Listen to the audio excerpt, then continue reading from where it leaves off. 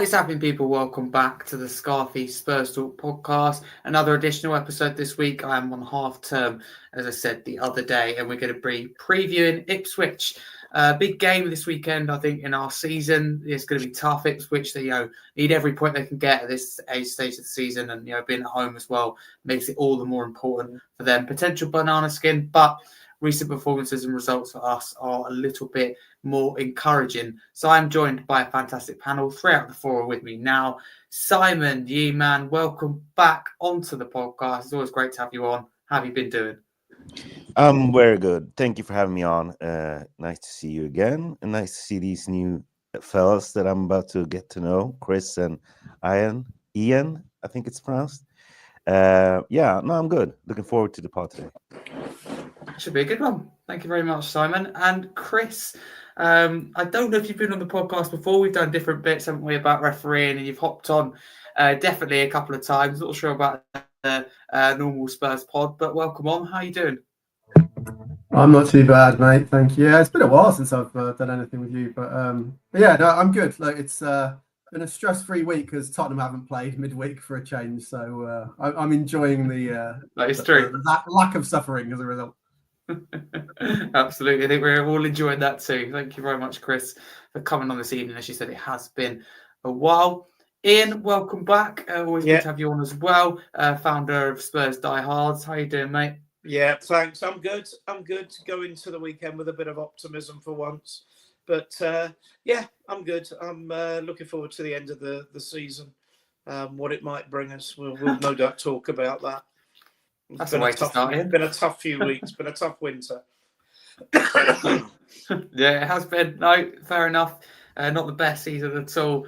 The fourth guest with us now. Better late than never. Kallum, thank you very much for coming on. How you doing, mate? Yeah, I'm all right, mate. I'm all right. I'm probably feeling that winter that Ian was talking about. To be honest, I'm definitely feeling it tonight. So I'm dosed up on the painkillers. I'm dosed up on the Barocca to keep me going. But no, I'm here, and hopefully Spurs don't ruin my weekend. Oh, how many times have we all said that? I think we know where that is going to go.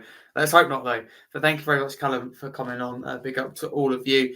We're also talking a big up, to the chat as well. Thank you very much for coming in once again. If you're listening live on YouTube, please do get involved and do smash that subscribe button. If you're listening after, a lot of you do on a podcast platform, so that's audio, and also you get, you can see it as well in footage.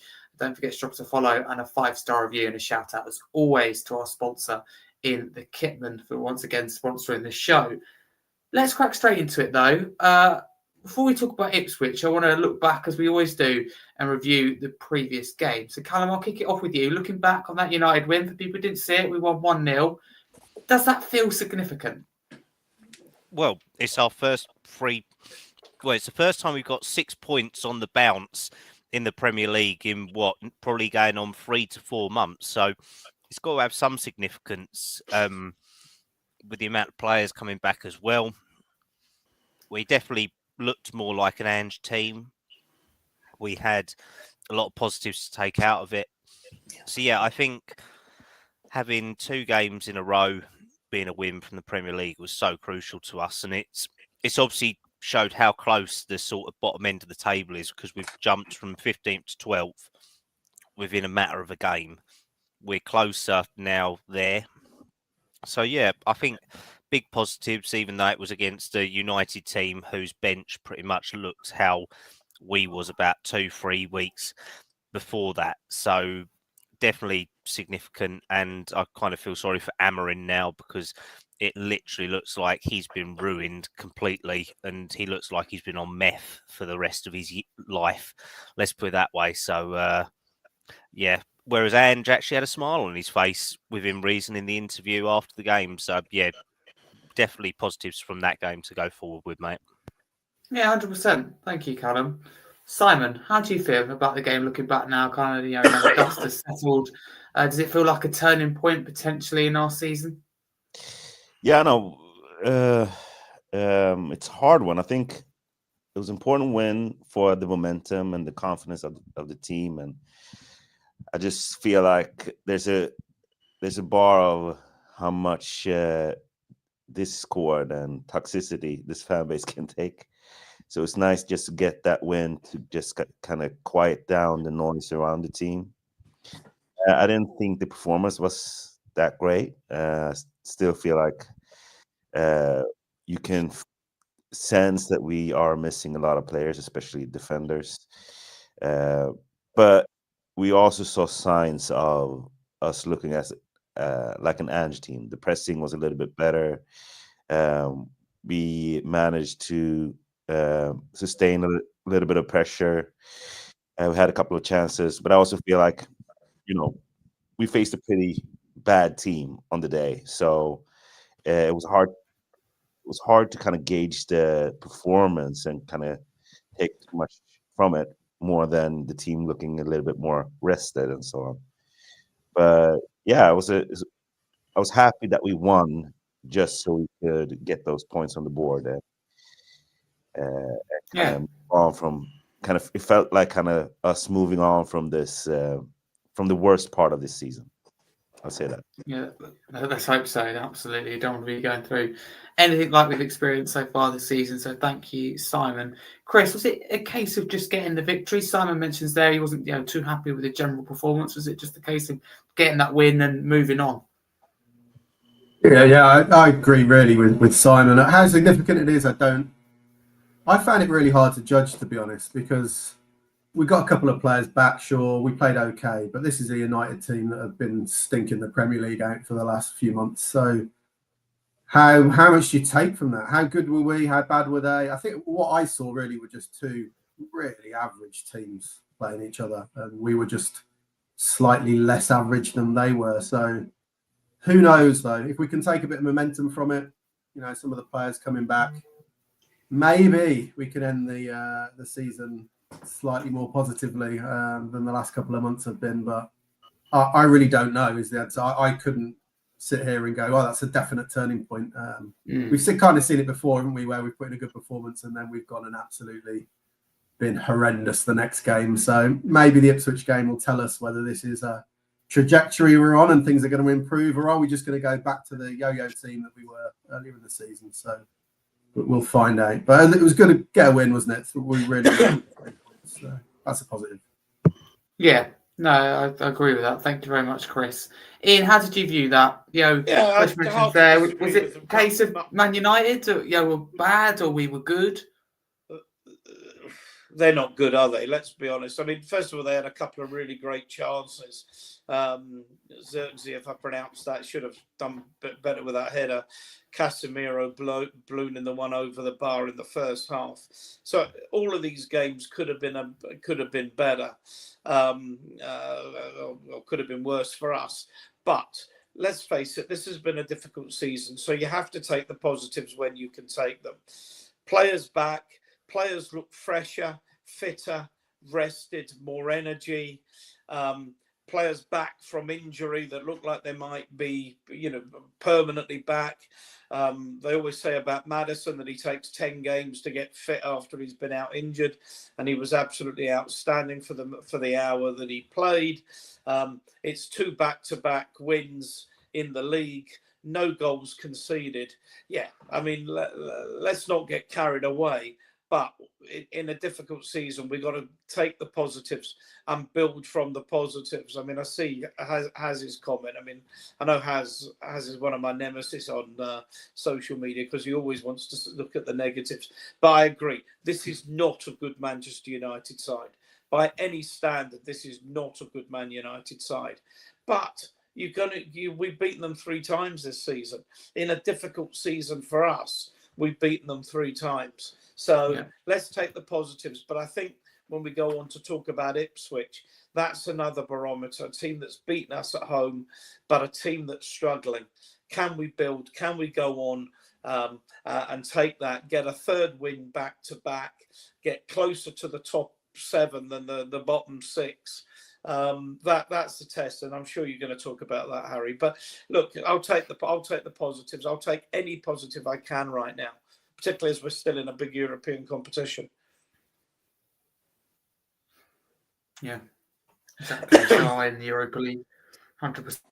Thank you very much, Ian, and to everyone else. You led me on perfectly, though, Ian, to my next kind of discussion, if you like, and that is purely on Ipswich and previewing the game. Before we focus on us and, kind of our lineup, score prediction and thoughts ahead of the game, let's get the Ipswich perspective. So thank you to Rich from the Suffolk Crunch YouTube channel for sending in his thoughts. Here's what he had to say. Hi Harry, it's Rich here from the Suffolk Crunch. Thanks for having us on. Ahead of Saturday's big game at Portman Road, obviously, Town looking for their first double of the season, having beaten you at the Tottenham Hotspur Stadium. It was our first victory back in the Premier League. So hoping for more of the same today. Positive result for us last week against Aston Villa, obviously with 10 men. Went down to 10 men. Obviously, Axel Twanzebe got sent off, so he won't be involved Saturday. Really battling point. Liam Delap with his 10th goal of the season, adding another few million to his value. But yeah, tough game Saturday. I know Spurs, obviously, off the back of 2 wins, getting a lot of their injured players back in. Ange probably still under a little bit of pressure to deliver that trophy that he promised in the second season, but you're obviously still in the Europa League. Obviously, league form has not gone to plan, and you had a massive, massive injury list this season. But Spurs, always good to watch. You never know what you're going to get. Saturday for me, I'm only making a couple of changes from the team from last time out that played away at Villa. Obviously, Axel Twanzebe, he's got a 1-game suspension, so I'm bringing in Luke Wolfenden, who come on as sub on Saturday.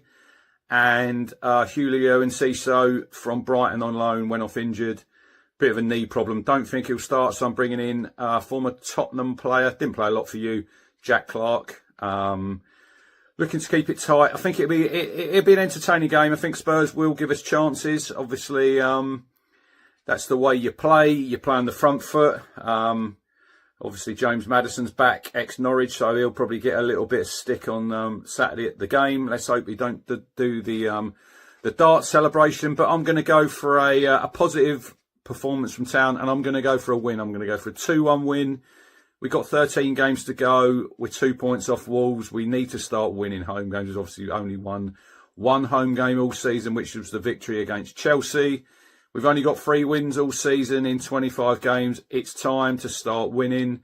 Next 2 games, Spurs at home on Saturday, obviously. Man United at Old Trafford Wednesday night. There's chances here to put points on the board. I never thought I'd be saying that at the start of the season when we're playing the clubs these sides, but Tottenham have had a poor season. Man United are an absolute shambles. So, yeah, but let's get Saturday out of the way first. I'm going to go, 2-1 for Town. Delap on the score sheet again. And good luck, but only after Saturday's game. Give us a follow. Suffolk Crunch on YouTube. Hit the subscribe. I'm on TikTok. Cheers for having us on, Harry. All the best. Big up to Rich from the Suffolk Crunch, top guy. Collaborated with him before. Very honest, very modest, respectful. That's what we like, and very insightful as well. You can tell when someone watches more than just their club, because obviously some fans don't. He certainly does. Simon, I'll come to you. What do you make of Rich had to say there? And also, Ipswich's season so far. What have you made of it? I mean, I think it's a hard one because I think I'm a Swedish fan, so I don't actually watch the championship. But I did hear a lot of positive things about the way that they play coming up into the league.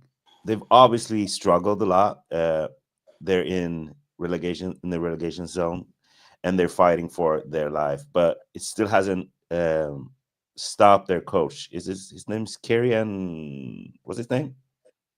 Kieran McKenna. Yeah, McKenna. Classic British name, McKenna. He's stuck with his ways, and in some ways, I truly admire him. And for that, what do I think about this game? It's a hard one. I know that we're not playing for anything in the league, and it will come down to how Ange views this last part of the season. Is he going to actually prioritize the European League? Is it going to rest players? Is it going to rotate? It would be my preference if he did that. And so, depending on what kind of team he puts out, I think that will have a huge impact on what kind of performance we see. Is Danso injured? Will we play Gray and Davis again? There's a lot of things that I'm actually curious to see with this game. Like, I think it's important. I think the balance here is it's important for us to keep momentum up. I think it's important for the team to kind of win games to build momentum. As Ian rightly pointed out earlier, you want the team to be confident, to feel like a winning team, feel that they're climbing up the table, to be able to go into the European knockout stage, with confidence that they can make something out of that tournament. But in the same way, you don't want to, get new injuries. You don't want to risk anything with some of the players that we have coming back, but also players that we saw, like Madison. How much does he play in these 2 games that are coming up in the league? So yeah, I'm fascinated by what we're going to see. I still think we should win this game, just based on the quality of the teams. I know they drew against Villa, and I think they won in the cup against Coventry, if I'm not mistaken. But before that, they came off like a 5-game loss, or maybe it's 4 games. Yeah, the last couple of results have been better for them, Simon, because Coventry, in the league, in the FA Cup, that was massive, because Coventry coming to that really good form under Frank Lampard, I think unexpected, and then to go to Villa Park and get a point with 10 men, so they come into this with a bit of confidence. So that it feels like both teams are coming into this game with a little bit of confidence. Yeah, so that's what we'll see. I think I don't know if it was Chris who pointed out. I mean, even in the start of the season, we were inconsistent, so it's hard to kind of gauge if we're back, or if this is, we're going to see repeat. We're going to see what we saw at the start of the season: us winning and losing and winning and losing. Yeah, it's a hard one. I don't know if I made any sense with that rant, but it's hard with this team in the season. It's a tough one. No, it is. No, thank you very much. Kallum, talk to me. Ipswich under Kieran McKenna this season. What have you made of them? Is there still a possibility they can stay up? Can they do it? Well, I'd like to, because obviously they're probably minding your local team, aren't they, in terms of Premier League sort of setup. And I didn't think of that, actually. That's true. And to be fair as well, that McKenna is ex-Spurs. He has worked there in the past. He is, right? So when I said his name, I was like, I know that name. Yeah, he was under 18s, and he was a data analyst for the youth setup for a number of years ago before he went over to United. And then when was that? Oh, that would have. Oh, I ain't got me football Maybe manager. That was open, before my time. Yeah, I ain't got me football manager open, Simone, so I can't have a look. I can't get all my dates up in order. So no, I'm sorry. I can check that out by myself. Kieran McKenna, football manager. Where's his Wikipedia page? As we know, we love Wikipedia. So he was at Spurs as a youth player between 2002 to 2009, and he left Spurs in August 2016. So he was in charge of our under 18s and head of academy performance and development at the club as well. So he I wasn't hardcore at that time, so that's why I didn't know that. But yeah, what's that? About 10 years ago now. So yeah, it's one of them sad ones. One of them sad facts that I somehow know. But no, in terms of Ipswich, I've liked watching them this year.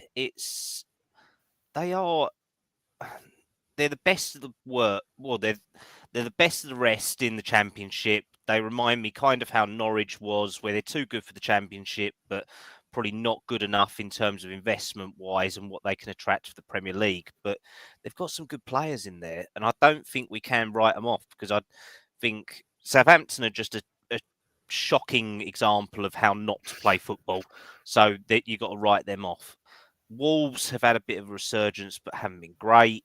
So, and Leicester are protesting as well. They don't like how Rude's doing down there. So if anything, I would like Ipswich to survive from this year, and seeing players like Delap. I mean, for a team in relegation, and he's on nearly 10 or 11 Premier League goals. It's quite ridiculous. So, and it's the way that they do play, they are quite solid. It's just the way that I think they just run out of steam in some games, and it's just the quality of player just prevails throughout that. So they're capable of big scalps, though. They've obviously done Chelsea, they've done us, they've had some big draws as well that probably should have been actually wins for them. So no, I think it's going to be hard for them to stay up, but I Do we wouldn't be have any shocked news if on they do. Denzel? Do we know if he's fit or? Most likely here tomorrow, to be fair, in the pre-match press conference, because I thought it Yeah, would have and been just will today. provide a team update tomorrow.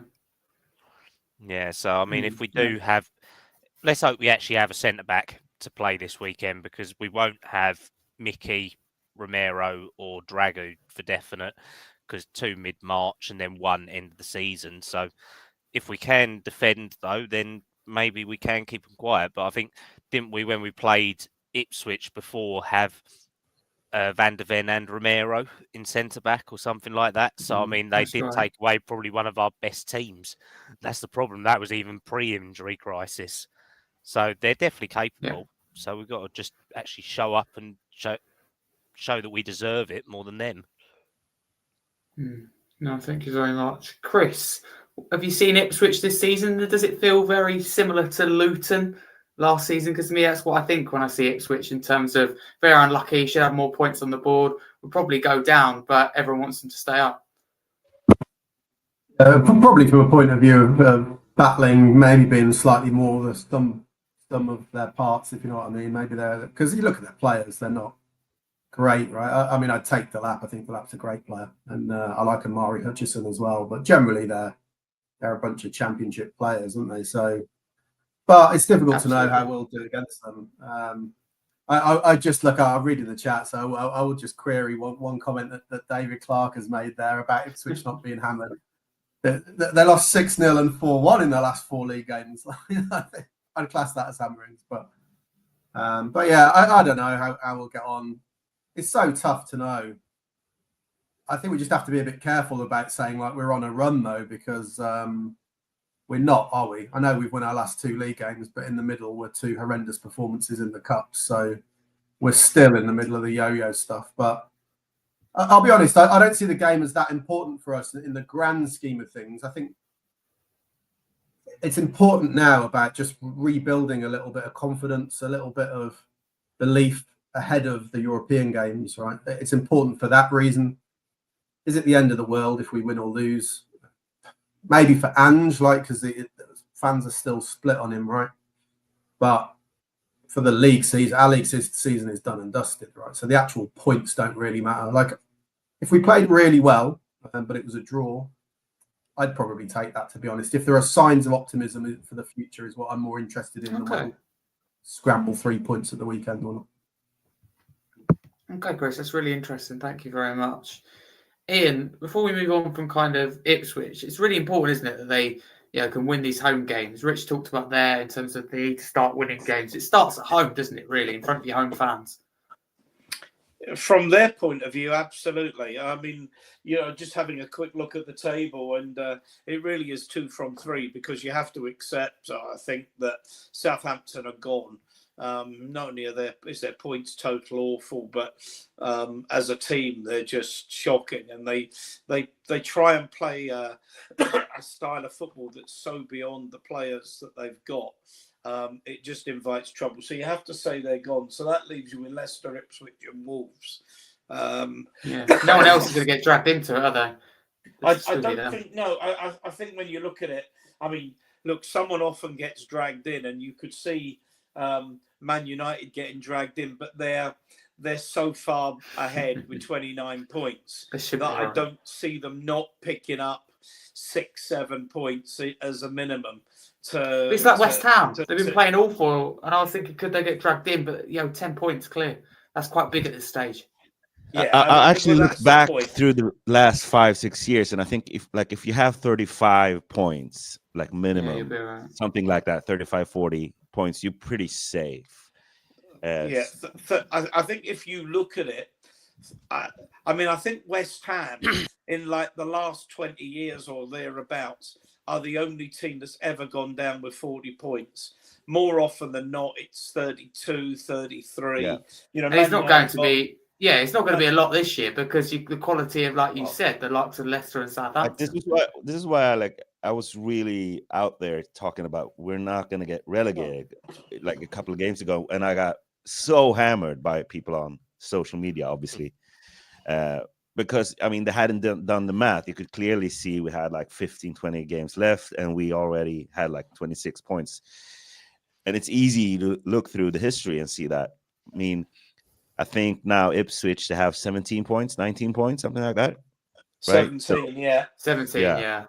So you can see that, and it's 14 games left, 13. Yeah. Well, if you look at if you take their points, 17 from 25, and then so divide the 25 by the 17 by 25, multiply it by 38, you get 25.84 or 26 points. Yeah. So the way the table is at the moment, 30 points will keep you up. Yeah. Yeah. I And mean, so That means we're all right then because we're dead on 30. we're not going down. Yeah. 2 wins, 6 points. Yeah, obviously, if you keep the losing best ones- football matches, it's a problem. But The best one you got is if Southampton get the Derby County record and all that. That's what they're still going for. I'd Yeah. love that if they've got that in them. yeah, But I'd love to hear you guys like what do you feel about how we should prioritize the league, because Yeah. it's one thing with the confidence, and I mean Chris spoke on it, I spoke on it, but then you have this real chance in the European League, and I don't think we've ever been in this situation where league results really don't matter in the sense of us being able to place somewhere like so that we know so early that we're not going to play somewhere that we're going to qualify to Europe through the league. So we're in this odd situation where there's a lot of different things for it. We have all these injuries that affect how we should manage our expectations, playing multiple competitions in the season. We have this point tally that's our worst in a long time, but we also have this real chance at a trophy, and so there's so much here to kind of take in. That's why it's so hard for me to kind of know what kind of expectations I should have. But none of that will matter if we start, for example, we get to the last 8 or last 4 of the Europa League. None of that will matter. I mean, I agree with Simon. With Chris. This match on Saturday, in the grand scheme of things, doesn't matter that much. Yeah. It doesn't matter that much, but it does in terms of getting players back. And I think it does in terms of building.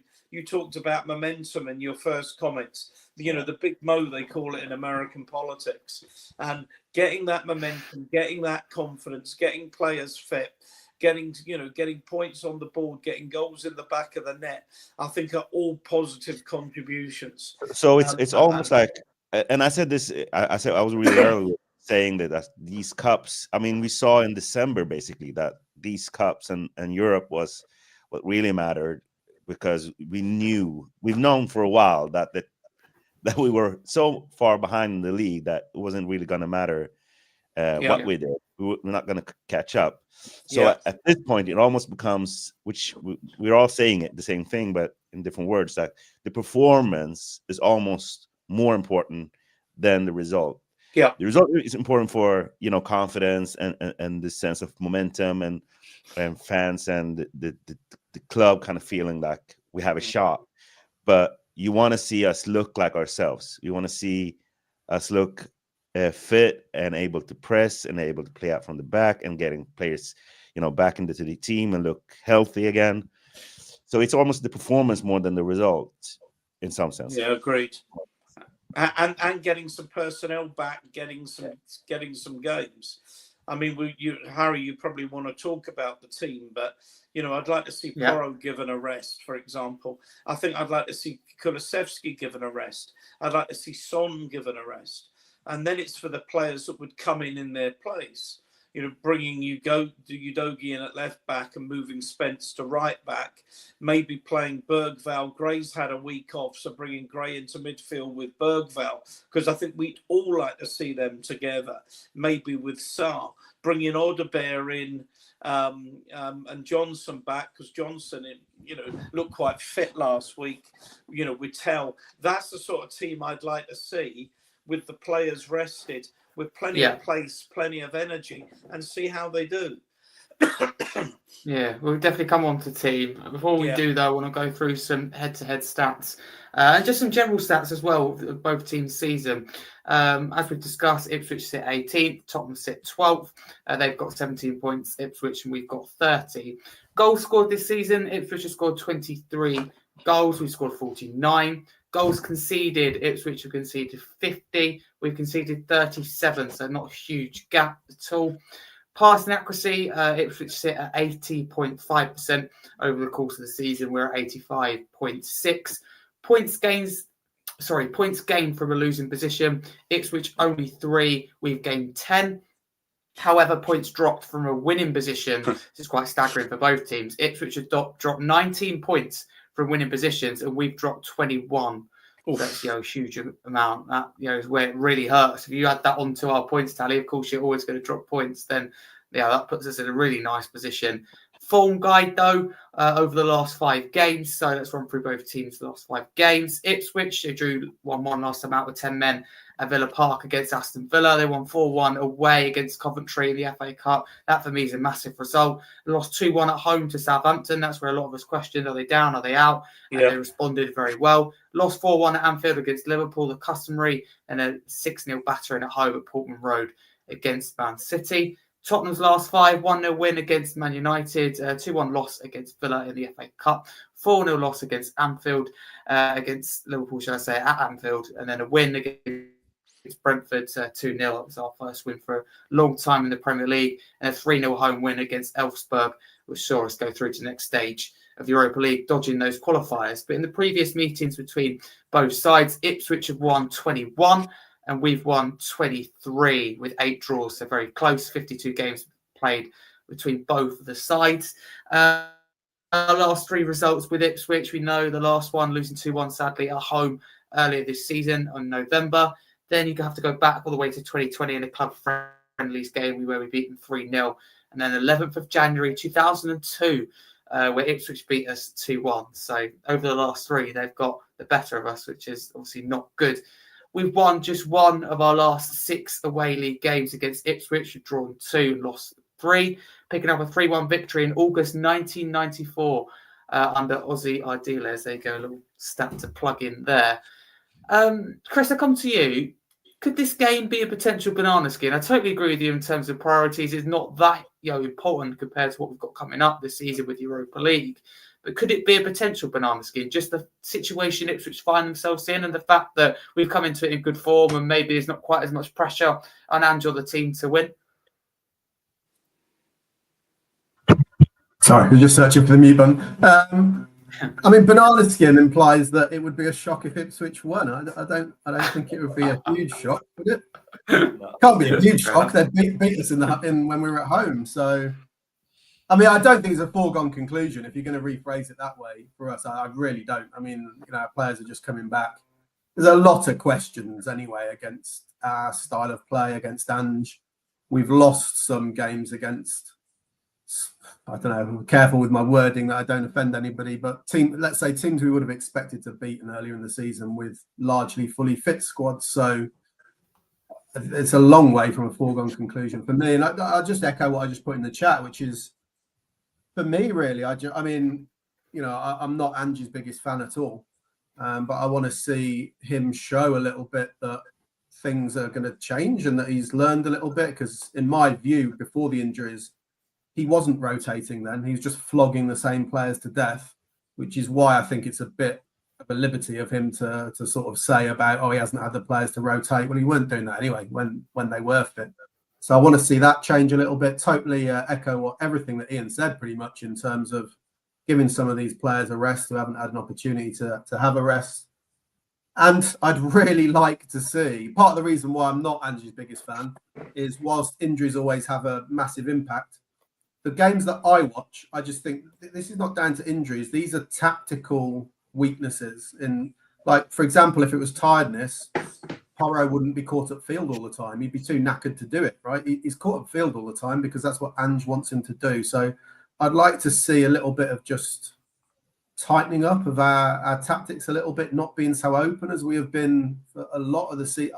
I don't think he can do it, Ange. I don't think he's got it in him, but I'd love him just to show me that at the weekend and show that actually, no, there is some hope under Ange, because I don't have a huge amount of it. I'd love to be proven wrong and it to be restored, but I think it'll be tough. They're fighting for their lives and they're running out of time, really. So they really need some points off us this weekend. 100%, they certainly do. Simon, I'll ask you about Ange, because I know how you feel about him and you're still fully behind him. I personally agree with that. Everyone's entitled to their opinion as always. How do you feel about him at the moment? Do you think he's job secure, should I say, until the end of the season? I mean, you know me. I've been on this podcast quite a lot. Saying that he won't be fired this season, even when it looked much more plausible than it's looking right now. But I mean, I think there's a couple of things here. First and foremost, I think Ange's philosophy isn't as naive as I think a lot of people think it is. I think it's very dependent. I think it's very demanding, and I think it's very dependent on having the right type of players, the right quality of players, and I think any rebuild needs time and investment. And I think we've failed him in some ways. But I also feel like the one thing we've done well this season is sticking by him. Because I don't think you get anywhere by giving up on processes that are tough.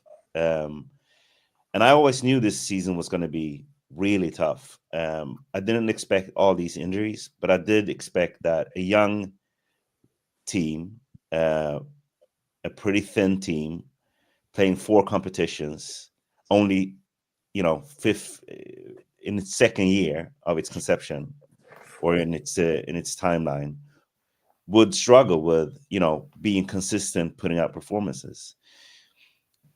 When it comes to the way we play and why I say it's demanding, it's because you need a deep squad and you need like-for-like replacements in a lot of places. And I do feel that sometimes us as Spurs fans are so cynical and have such a low view of our ownership that we sometimes kind of do their bidding when we argue that coaches at our club has to adapt to what we're willing to give them.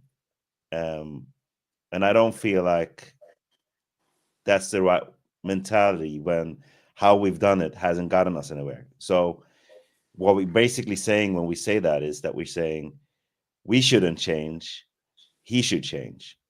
And I think that's the wrong way of looking at it, because his mandate was to change us. And so that means we have to change the way we do stuff, meaning we have to stick to a coach, we have to invest in a coach. And if we appoint someone, doing our research in how he trains, in how he plays, translating what that should mean in terms of squad depth, translating that to the Premier League with the intensity and physicality that this league demands, we should have been better prepared if we wanted that way to succeed. And so just take Porro, for example. Why he's so far up on the pitch is because how we defend is by pressing. We press high. We're supposed to win the ball back quickly and when we lose it and high up on the pitch. But when the whole team is not rested enough, when we have injuries and players play every 3 days, we can't maintain that way. And so I do feel like there's a valid criticism saying, okay, but if we can't play the way you want us to play, we should change it. But I know why he doesn't. His argument is that we're still early in trying to implement a way of playing, and the only way we can know and learn how we should play is by being consistent in how we play and how we approach the game and what we want. And so those failings are teachable moments. And I know that sometimes means that short-term results suffer, but my mentality has always been the big picture. Do you think we're on the right path still, long term? Yeah. So long term, I think we're on the right path, but I'm not worried about what will happen this season. I'm worried about us giving up on what we've already started. And if we do that, that means that all this work and these 18 or 24 months, whatever it will be, will have been for nothing. So that's my view on it. I'm still Angin, Okay. and I can still reasonably, argue for it.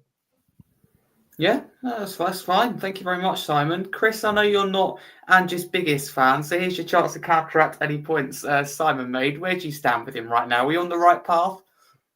Yeah, I'd get rid of him now, like literally. I don't see the evidence for it. To say we're early in it when we're coming towards the end of his second season, and these are coachable or teachable moments. But he's had Porro ever since he's been here, and he's still making the same mistakes. So I don't see any evidence that says to me. Who should he play instead? Who should he play instead? What should he do with Porro? What should he have done? Say, well, coaching. You were saying these are teachable moments when Porro's making them. Where's the evidence that Porro's been taught or changed anything and improved in all the time Andrew's been? Yeah, but I'm agreeing with you. I'm saying he's doing what he's told to do. But I'm saying it's just not up one player. If one player goes up to press, but the rest of the team or the team isn't up to snuff, able to do that because we have 15 or 12 or whatever amount of injuries we have, so the team can't successfully. I just think that's an excuse because it wasn't working before the injuries. So trotting out the injuries have saved Angie's job, because if it had carried on like it was before the injuries, he would have been sacked because he wouldn't have had the excuse. This notion that we're going to suddenly be amazing when the people come back from the injuries, where's the evidence? It's just not been there. But I mean, let's say I'm training to run a 100 meter, race. But like, if you just pull the plug 3 months into training and say there's no evidence that it's working, that you haven't run 9.9. If you do it almost 2 years down the line, though, don't. But I mean, with the greatest respect, don't say things like 3 months. That's quite disingenuous comment, right? No, but it's just an analogy. I'm not saying that it's it's the same. Or analogy then, if you're going to talk about 3 months. He's been here a long time. Could anyone give me an example of any Premier League manager who's done this badly across 2 seasons and then it's suddenly come good at the end of it? I mean, Arteta finished 7th. He didn't do this badly. Alex Ferguson. But he never had this type of injury. Premier League, Ian. What? That was before the Premier League. I mean, I said in the Premier League, has this ever happened in the last 33 years? Please, but I'm saying Arteta finished 7th, and 5th. His 3 first seasons.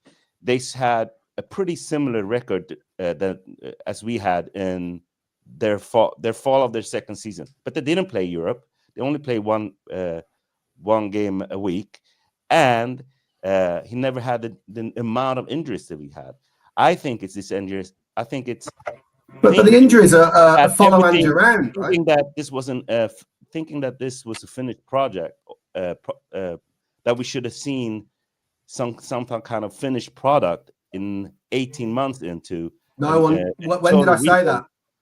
Sorry. When did I say that? What are you saying? What did you want to Chris, see? can I ask you a all the stats, even the results. If you look at before the 11th of November, when we have both our central defenders injured, showed that we were an upward trajectory. We had the worst start to Premier League season in 16 years. That depends on what date. When did we have it? We had that after we got our injuries. Games? After about 11 and we had our injuries before 11th game. We had our injuries.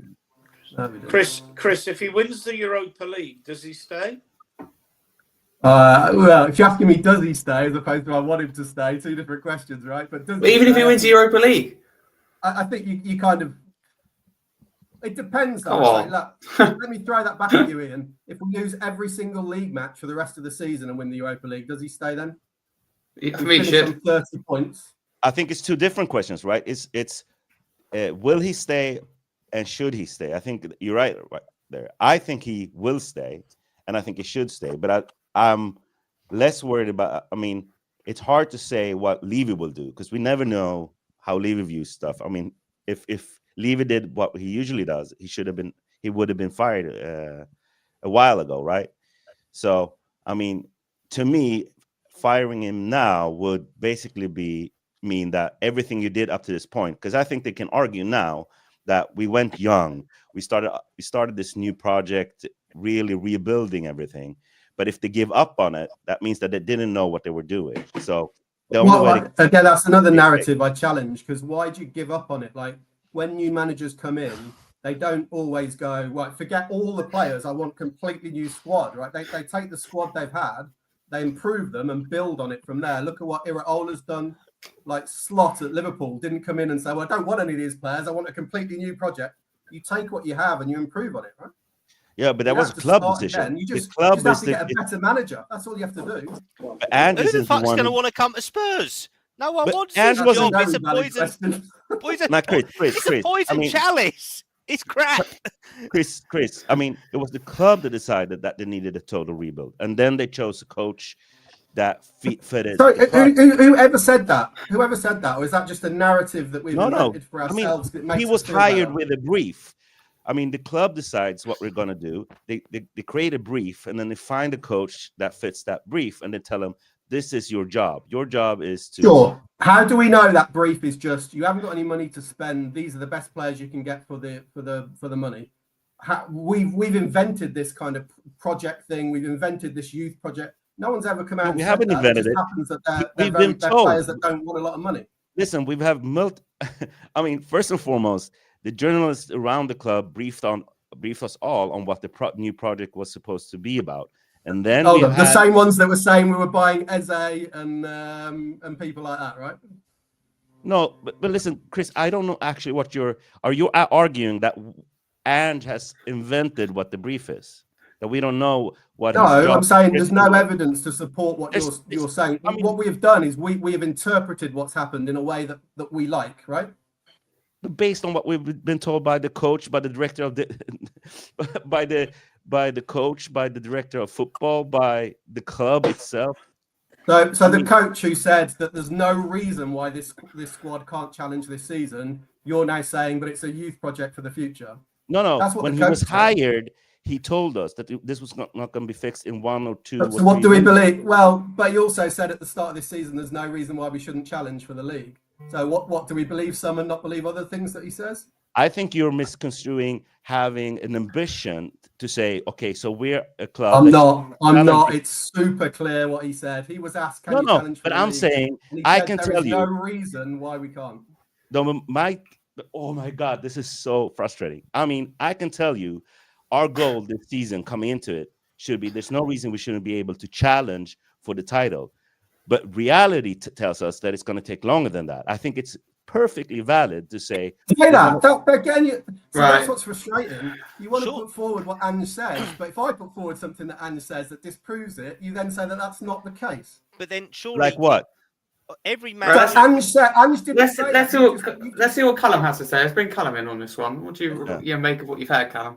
Yeah, I mean, just based on that one, obviously, Ange did a lot of talking, saying that he wins stuff in the second season. He always does. It's proven what he's done at Yokohama. It's what he's done at Celtic. So, yeah, I appreciate all of that. I mean, I think every manager opens their mouth because they want to get the fans on side, don't they? And they always want to go, oh, yeah, of course we can do this. Of course we can do that. And I think it's because the ideas that we get, and I completely agree with a lot of points that Simone and Chris have said, because the messages from the club are crap. And it's why Premier League football is so bad, because if you go to clubs like in Italy, their director of football does all the talking. All the managers in the Premier League have to be very careful of what they say because they're going to get chastised. They're going to get shot pretty much against the wall. And it's where we all interpret stuff differently. It's completely as humans. We all listen. We all have the way that we hear something. And it's because of Spurs not having a clear direction for so long that obviously the points have come in, and we've all heard over time, we've got to sell players to buy players. We've got to get money in to buy players as well. We've then got to bring youth players through. So yeah, maybe we do have a profile of player that we want to go and buy, which is a young prospect or someone who is very much on the younger side, who may have a bit of first team experience, who can be developed to resell. There's also the fact that we don't buy the proven professionals, so that's why it may look like a youth project as well. It's indications, it's the way the club acts. That's where we see what we get.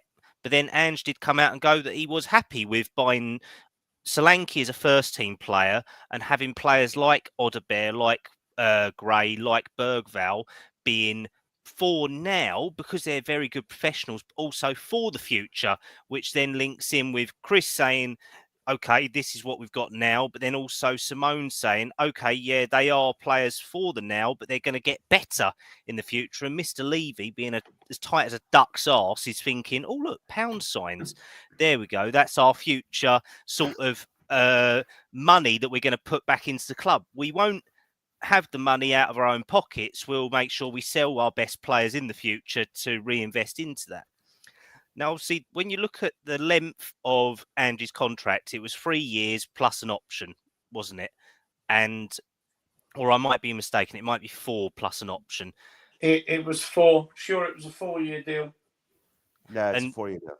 Yeah, so if it's a 4-year deal, you make an assumption, or you make a what we all do, we make an informed judgment of saying, okay, this is what a journalist has said, this is what a reporter said, this is what Ange has said, and we put it all together and we say, okay, right, we're going to build the project over this period of time.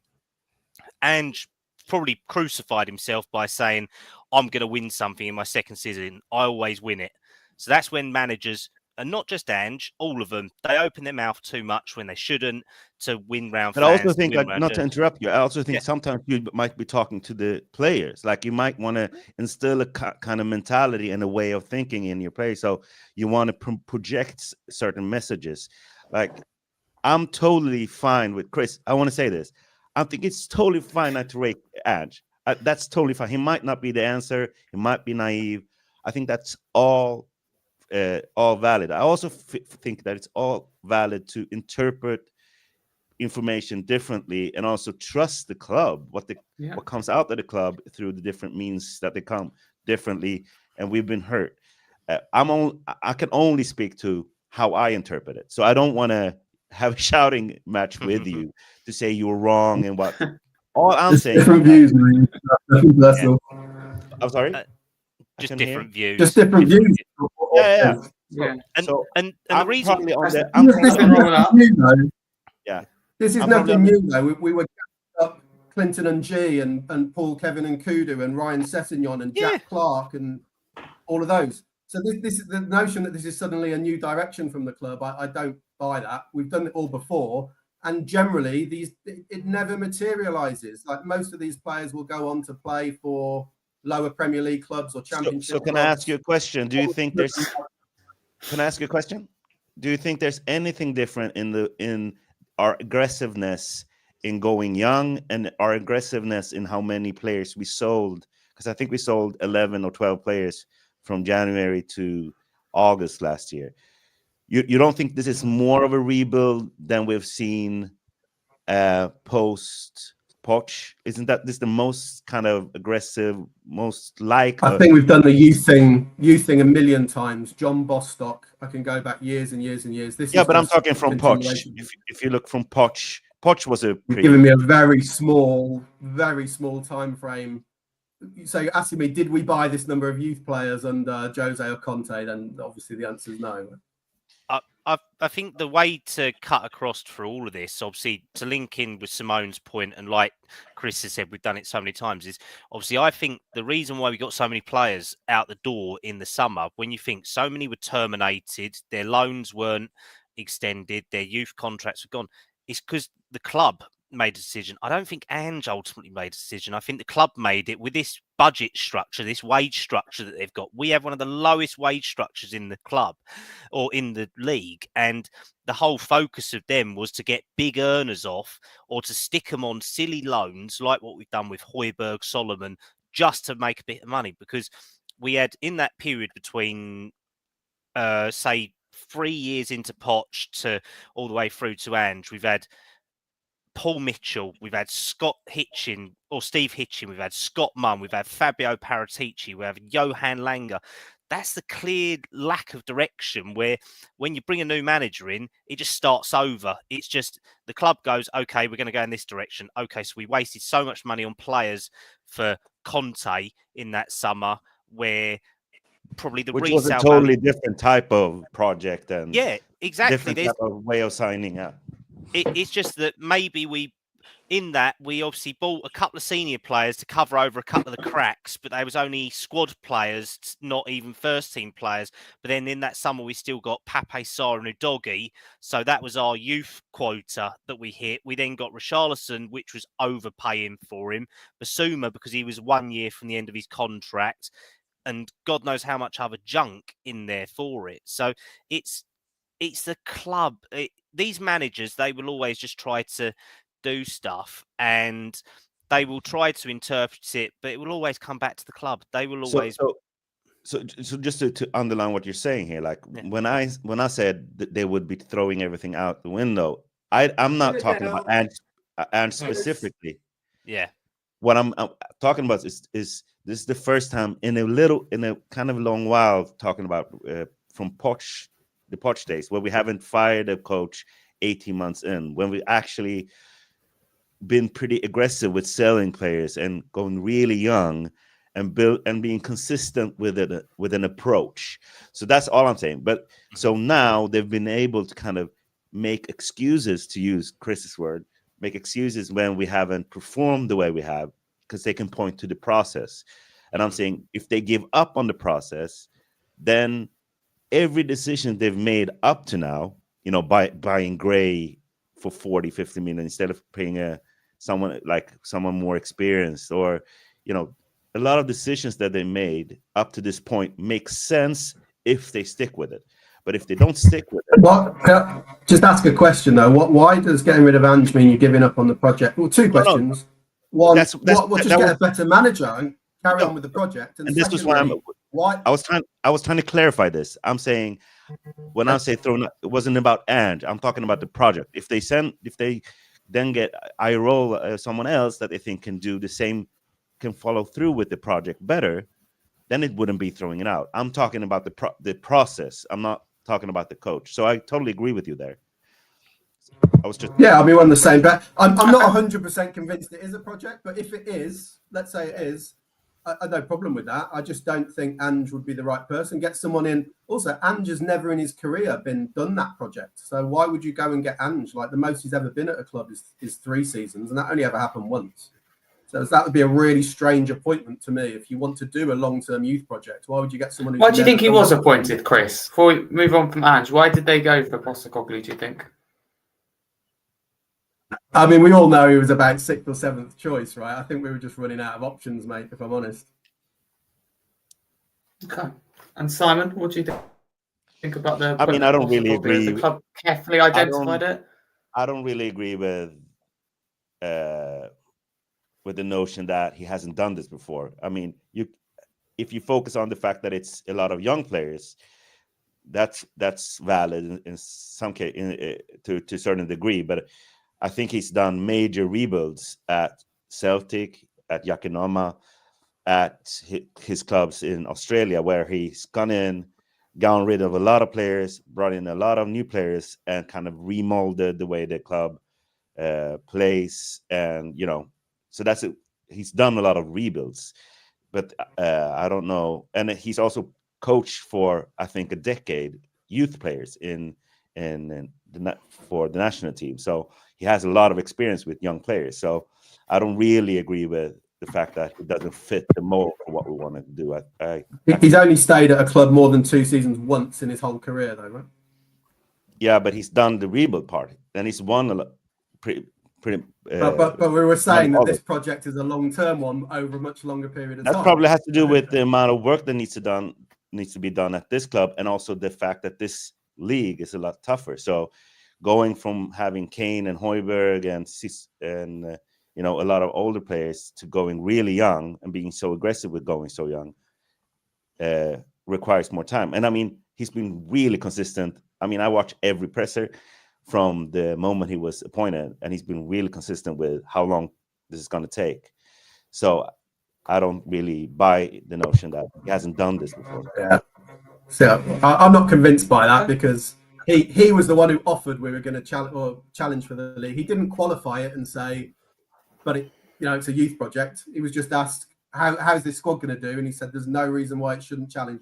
And as Kallum said, he was also the one who came out and said he was happy with the squad and all of that stuff. So what do you believe about what Ange says? I think his press conferences are horrendous, by the way. But yeah, but I think you have a fair point about. I think you have a fair point about him saying he was happy with the window. I think he did miscalculated that very much. I don't blame him for anything to do with signings, by the way. No. I know. I get you, but I think this is the thing. I think when he speaks about the club and he reiterates how hard they work and how happy he is, and they're really trying. Me personally, how I interpret that is him trying to keep everyone together and be a happy warrior. And I think you can be critical of that. You could want him to be more like Conte, criticizing the club and talking about club signings. I prefer him to try to keep the club together and try to boost, because he's the de facto leader outside the club. He's the communicator, and I think it's a much more effective way of working with people, trying to be encouraging. So that's how I interpret that. I also interpret the winning stuff, talking about I win a trophy, more of him trying to instill a different type of mentality at the club. I think it's perfectly valid for an athlete to say, I'm the best in the world. I can win. To have that mentality at a club that's often, been aiming for top 4, having a coach to say, there's no reason we can't win, knowing that it's not, likely, isn't something that I would, beat him with a stick with. All right, thank you to both of you. Ian, do you want any final comments on Postecoglou, what you've heard? Because you've got a lot to get your teeth into there, and apologies, you haven't had to say. What do you reckon now? No, I just don't think we should be having this discussion now. We're not sacking him now. Even if we did, what would we get? Ryan Mason as a caretaker? I think we've got to look at it again at the end of the season. And be absolutely clear what we want. One thing I will say is, you may have heard this before, Harry, but I live in Glasgow. I'm a big follower of Celtic up here. I was over the moon. Well, no, I'll go before that. I was advocating for Ange as my only contender. I thought he would be brilliant for us. Excuse me. So I was over the moon when we appointed him. That's obviously comes with a lot of reservations because, let's be honest, some of the stuff, some of the results, some of the performances, some of the tactics have been a little bit hard to understand. But there just comes a point when you have to stop this wash, rinse, repeat, wash, rinse, repeat. We've gone through this cycle of sacking managers every 18 months. Excuse me. And we've got absolutely nowhere. Now, that's not to say, fine, and you've got a job for life. But I just genuinely think we need to take stock. Let's have a look at where we are at the end of the season. Let's see where we actually finish.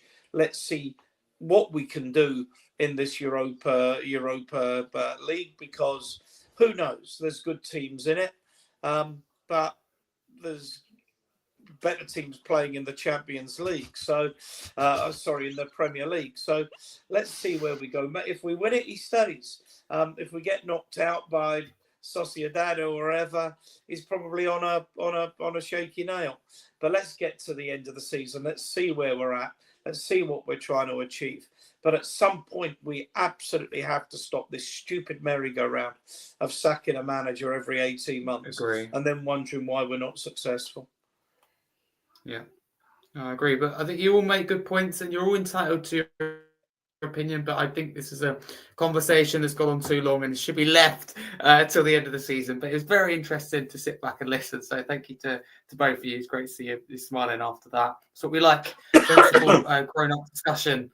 Let's move back onto Ipswich though, because that is the game that we should be discussing before we get to score predictions. Completely got sidetracked. That's a prime example of sidetracked. We go on to lineups. I know a couple of you already touched on it. Kallum, we'll kick it off with you. Obviously, we don't know who's fit. That's not helpful, not having Ange Postecoglou's press conference at the time of recording. But let's assume that both Bent and Corey went off with a nice pack, as someone mentioned in the chat earlier, and Dancer. Let's assume they're both okay. What would your team be? Ange has got a little bit more at his disposal now. I'm definitely more positive about this team sheet than I was 2 weeks ago or something like that. So if I had my choice, it'd have to be, I'd go Vicario in goal, Spence left back, Davis, Danso, and Porro, even though Porro needs to learn how to look over his shoulder and track back into being a defender first and foremost, not staying halfway out the pitch. I'd go Bentancur, Maddison and Gray in the middle, actually. I don't want Basuma or Pape Sarr after their appalling weekend anywhere near the first team. I'd then have to go Tell left, Kulu right. I mean, I know it sounds silly, but I'd say just throw Johnson up top. Something like that. Just as an option and all that to give us something else. Because, I mean, Son needs a rest. I mean, if not, maybe Odebear left, Tell middle, Kulusevski right. Something like that. But Son can't play this game. He really can't. He's just not anywhere near what we need at the moment. And this is one of them games where Ipswich will close him down, to be honest. Yeah. No, thank you, Kallum. Ian, you have already, I think, run through your lineup and given us your thoughts. Is there anything that you else to add to your team? Yeah, I mean, I did go through it, but obviously people join in the chat and what have you. It's difficult because you do want to rotate and what have you, and he does have his favourites like all managers. But I'm going with obviously Vicario in goal. I'm going with Spence at right back. I definitely think that Porro needs a rest. I also think that time and you look at that Casemiro effort. Every time we concede big space, it's on that right-hand side of our defence. And you go, true. I'm looking, I've seen it twice, and I'm going, where actually is Porro? I mean, has he gone for a pee or something? Because he's not even in the picture. He's got back to Spain. He's in Benidorm. So I hope he's fit. I'm going with Davis on the left, and I'm going with Udogie on left back. I'd like to see, as I said before, Gray's had a week off. Let's get Gray back in there. He doesn't deserve to be left out. He's probably been our player of the year so far. So we're going with Gray. I'm going to give Bergvall a run alongside him, and then probably start with Maddison. He'll only do an hour, which is fine. Then you look at up front, and we've still got some problems there. And I saw David Clark put a thing up about Solanke having a setback. I didn't see that, and I think that's... No, I didn't. Excuse me. I'm still struggling with this virus. Oh, no. But I'm going to go... I want Sonny to have a rest as well, and I want Kulusevski to have a rest. Remember, we got Manchester City on Wednesday as well, so he's got to have to bear in mind that for players. But I'm going to go with Tell in the middle. I'm going to go with Johnson on the right, and I'm going to give Odebear a run on the left. A lot of pace, a lot of energy, and see how that goes for an hour. And if he needs to change it, well, so be it. Okay, nice. I don't think that's the team he'll play, but that's what I would do. Yeah. Thank you very much, Ian. Simon, I'll come to you in terms of your team. Anything that you've heard so far tonight on team that you want to talk about, or what you do if you're in Ange Postecoglou's shoes right now? So, I mean, I agree with a lot of things that these guys are saying about the lineup. Porro, Kulusevski, and Son feel to me like three players that really need a rest. Again, you come down to how Ange views it. It's hard to kind of predict what he will do, but I would rest those three. Play Vicario, get him some more match minutes. Then we have Danso and Davis if Danso is fit. On the right, you play Gray. On the left, you play Spence. Kulusevski is rested, so I'll play Bissouma and Sarr. Madison. Then you have it's more fit. He was more fit, right? Yeah, he is. I don't know. So maybe you start more if you want to keep being careful with Odeberg on the left, and so you go Tell and Johnson. That would probably be my kind of way of trying to get a win, but still, resting a lot of players that need rest. That's what we want, the perfect balance. Thank you, Simon. Chris, dare I ask, do you agree with what Simon said? Anything you change? I'm not far off it. Like, if it is a youth project, let's play the youth players. And I also agree massively what Ian said. Like, some of these guys need a rest. I have so low faith that he's going to rest Son, though.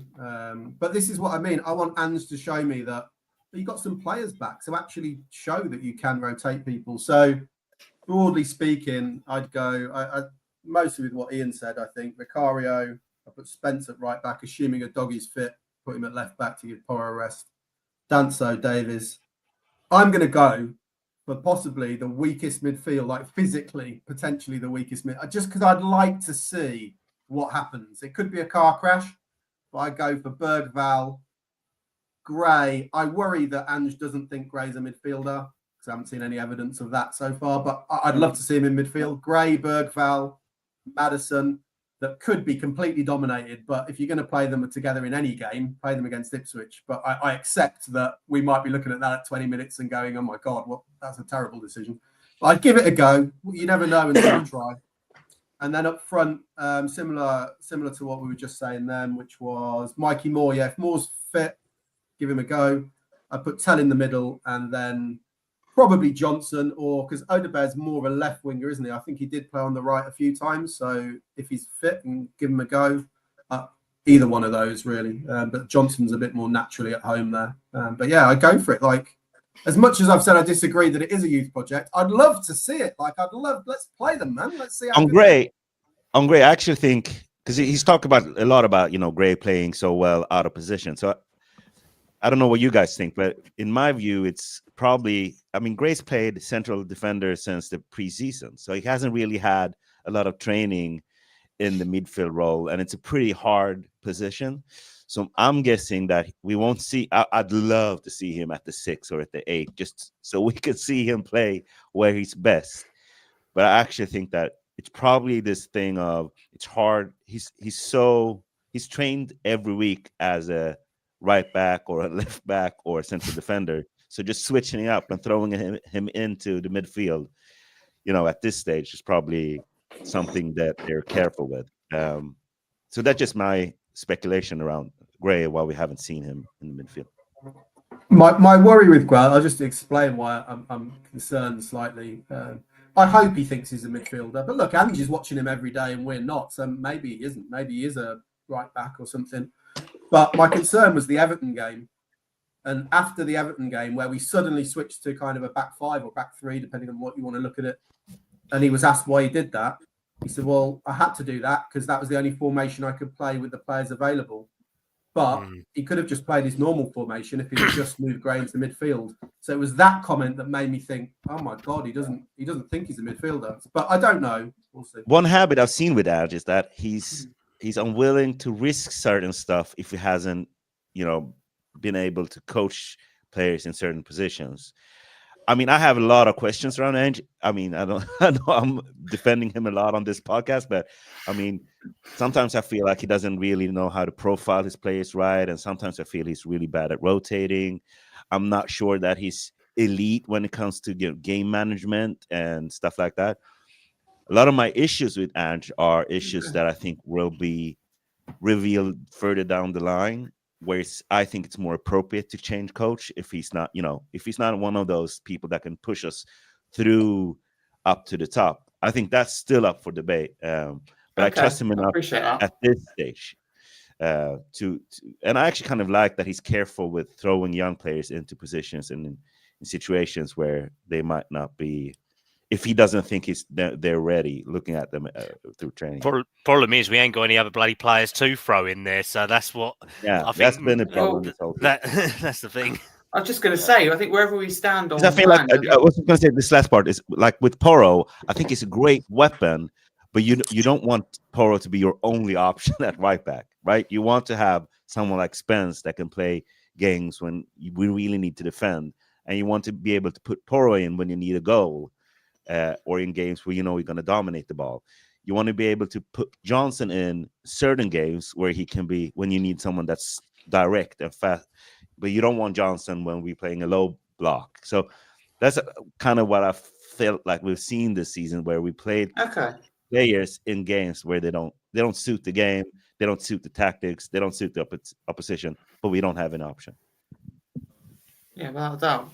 Interesting stat from David Clark in the YouTube chat. It says Leeds United, Archie Gray played left back 28 times out of the 43 games. So, some people would like to see that, some won't. I personally want to see him more in that midfield. But either way, I think it's important to have a player like Archie Gray. I think he's been exceptional, by the way, to be clear, that rotational player. But, we want, ideally, his best position, to be playing in more often than he has. But I think what I was going to say is wherever we stand with Ange, because we're always going to be different opinions, I think generally we can agree, though, that his hands have been tied and, it's on the owners for not doing enough in previous transfer windows, whether it be the summer or this window. I think it's a shambles. It's, poor communication. So I think he's been put in a difficult position. But I think the debate is how he's managed that. When you look at Iriola with Bournemouth and how he's coped with injury players, Simon mentions there in terms of in-game management, they're all reasonable questions I think you could ask. But at the end of the day, I feel like, we get rid of him, and I still think we're having these discussions about a different manager on a different date. That's the issue we've got here. I think that the problem doesn't go away, but I don't want to start something again on Ange. Those are just my thoughts. Score prediction. Let's go back to hopefully a positive note. Kallum, kick us off, hopefully with a Spurs win. 12-0 Ipswich. Oh, you would, wouldn't you? Nah, I'm going to go. I'm hoping for I think, what did I predict Monday with you? You asked me this, and I had no bloody clue. I'm just gonna go for a 2-1 Spurs win. Yeah, I think you said that. 2-1 Spurs win. So you'll keep it. I forgot you were on last week as well. Yeah. So you'll keep it with the same score. Fair enough. Has in the YouTube chat says 2-2. Yeah, I'm thinking it could be a potential banana skin in terms of we draw, but I don't think we'll lose. The last couple of performances, although they haven't been perfect, to give me a little bit more confidence. But Ipswich, I know, need the points. That's why nothing against us necessarily. I think that Ipswich will make it really, really tough. We might be able to nick a win, though. So thank you, Kallum. Simon, you're always positive. Are you going to predict a Spurs win? Yeah, sure. I'll revert to type 3-1. I think we're going to press us high and aggressively, and we'll see how we'll deal with that. If we deal with it good, we'll be able to get a couple of goals in, but I don't think we'll get a clean sheet. Doesn't seem to be in our current, No, we've done it more recently, but yeah, we've done it recently. It's true. Elfsberg, Man United, Brentford. Yeah, you could look at it and go, either bad teams or the case of Brentford, a bad day, or you could look at Spurs and go, okay, we've got clean sheets for the makeshift defence. Talk about perspective. Saw how you look at it. But one thing that's interesting is Rich from the Suffolk Crunch mentioned, didn't he, Twan Sebi being unavailable with this game. Probably a soft, I think, first yellow card. The second one, you definitely can't argue with that. But he'll be a miss for Ipswich for sure. But we've got to keep the likes of Delap quiet for sure. So, no, thank you both for your prediction. Chris, give me your score prediction. If you want to say anything as well about Twanzebe's decision, I'm completely forgetting here that Oh, your God, no. experience when it comes to refereeing. Yeah, let's not get on to refereeing decisions. Simon said he's going to revert to type, so I'm going to revert to type as well. And it's going to come as a huge shock to everybody that I'm going to agree with Haz in the chat, and 2-2 is my gut feeling. I think we could win. I think we're more likely to win than they are, but I'm going to go with 2-2. Yeah, I think you summed that up perfectly. We're more likely to win, but with Spurs and the type of game it is, it means so much more to Ipswich, and rightly so. And they just need points. It's simple as that. They need points. They need wins. So thank you, Chris. Ian, end with us. End the podcast with your score prediction. Let's end on a positive note. Hopefully. Yeah, I think so. Just got a good feeling. We're going to win 3-0. Oh, I've definitely made a decision to go to you last. Absolutely. Now, I'm going to romp it. There you go. Love it. 3-0. Nice. Loving the predictions. Thank you very much, guys. I think this wraps us up. I thought it'd be a short pod tonight, but, as always, it never is. We really enjoyed the discussions, the debates, proper interesting stuff. So let's go through the panel and see where you can find them across social media. Kallum, thank you very much for coming back on twice in a week, and you're also on the Monday podcast to review this game and look ahead to Man City. So appreciate your dedication and giving me your time this evening. Where can people find you? Yeah, no, thanks as always, mate. So it's Kallum Stubbs 97 on X. You can find me at Park Lane Podcast on Sunday reviewing the Ipswich game, and obviously then I'll be back on here on Monday night with UH and whoever else is on here. So yeah, thanks as always, and go and like and subscribe H's content. Thank you very much. Yeah, as you said there, you are co-host here and also at Park Lane Podcast, which I used to be part of. So make sure to check that out as well. Good guys doing some good work there as well. Hopefully get back on there soon. Simon, thank you very much for coming on. It's been a little while, but it's always great to have you on and get your viewpoint as always. Where can people find you? You can find me on Twitter under the name that you see on the screen. I want to thank everyone today for this lively debate. You can find me on Twitter, basically ranting the way I do here. Again, sorry for getting a little bit. So brutal. Don't be sorry. So brutal. Makes it interesting. That's what we want. Thank you very much. Chris, thank you for having you for coming back on. It's been a little while and certainly provided the entertainment and part of a big discussion and debate tonight. That's what we want. Keep it interesting with Spurs, especially not having that second game. But where can people find you across social media? I would say it's good to be on with someone with different views, right? We're all just passionate about Spurs. We just interpret things. We want one thing. It's a good, fun debate, it's all just about football. I'm on X mainly at Spurs CC, and I also you think tonight I got a grilling from Simon, but on a Monday night I go on Spurs Kings and I'm the resident referee expert, and I get a grilling for how bad the refs are as well. Yeah, that's great. And of course, I've done things with you, haven't I, in the past about refereeing with their experience. It's always interesting to get that side of your, kind of knowledge. So thank you very much, Chris. Welcome back, along with everyone at any point. Ian, thank you very much for coming on. Talk to people about not only where they can find you, but also what you do with your own YouTube channel, Spurs Die Hard, which I had the pleasure to be on before. Yeah, absolutely. Well, first of all, you can find me on Twitter or X at Shaggy1712. That's my handle. Always follow you back if you're a Spurs fan. We with Adrian Stroker, we set up Spurs Diehards in the summer. We've been pretty successful. I had an interview on Monday night with Kieran Maguire, the author of The Price of Football, leading football academic and finance expert. That went really well. I'm hosting on Sunday night. I'm I've got Tom Clark, and I've got Ashmatic on. Maybe find one more before we go. I tend to like working with smaller numbers like you do. So we go out on Tuesdays at 8, Sundays at 8 p.m. and Fridays at 10 p.m. Which captures the North American market and the Asian market, Australian market, where we've got quite a few people coming on. So that's where we are. We're going from strength to strength. And if you, next show will be tomorrow night, but I'm hosting on Sunday, 8 o'clock. So if you're doing nothing else Sunday night, come and watch. We'll be talking about the Ipswich game. Yeah, 100%. Thank you very much, as always. And thank you to everyone who's listened in the chat. There's been a few more podcasts this month, half term, etc. I've been ill at different periods, so it's been a good opportunity for me. There will be a little bit less as we head towards the summer with my exams, but the content still will be continuing, along with having fantastic guests on like we had tonight. But if you are listening live on YouTube, it's not too late to get involved. You can always go back as well. Please do smash that subscribe button. The channel's doing really well at the moment, and on the road to 3,000 subscribers. Recently hit 2,700. So slow progress, but we're making it, and that's all that matters. So thank you for your continued support. Making that progress, along with Spurs hopefully turning the tide in our season. A couple of wins, that's what we want. All coming together nicely, but I don't want to jinx it and speak too soon. But if you are listening via audio on a podcast platform, please drop us a follow and a 5-star review. It means a lot. If you are new, and check out our sponsor in the Kitman, I nearly forgot them. And please do follow all these guys tonight and get behind the team. Enjoy the game of the weekend. Hopefully next time you'll be hearing from me. We'll be talking about a win, because I don't want to do another therapy session. Spurs.